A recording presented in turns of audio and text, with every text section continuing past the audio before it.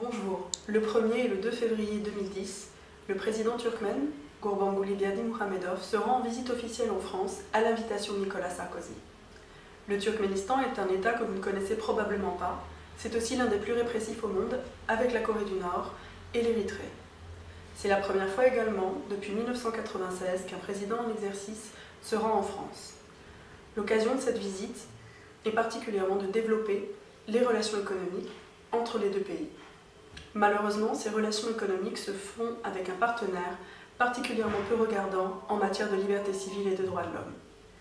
Le bilan du pays en la matière est effroyable. Il n'existe pas de presse libre, tous les médias, dans leur totalité, sont contrôlés par l'État et le président lui-même est rédacteur en chef de la plupart d'entre eux.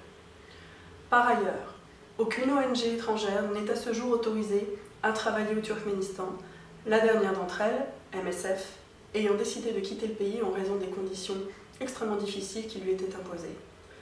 La santé de la population est source des plus grandes inquiétudes, le niveau de vie est particulièrement bas, les purges se poursuivent à une vitesse absolument affolante et les prisons sont pleines de prisonniers politiques qu'on peut seulement estimer et dont le chiffre pourrait être de plusieurs milliers. Le Turkménistan n'est en aucun cas un partenaire commercial fréquentable, à moins de poser des conditions au développement de nouvelles relations. C'est pourquoi nous demandons à nos représentants, au président de la République, au Premier ministre, au ministre des Affaires étrangères, ainsi qu'à Gérard Larcher, président du Sénat, qui rencontrera M. Berdimuhamedov, d'évoquer ces questions et d'en faire à l'avenir une des conditions du développement des relations économiques entre la France et le Turkménistan. Pour avoir un effet quelconque sur la politique française, nous avons besoin de votre soutien.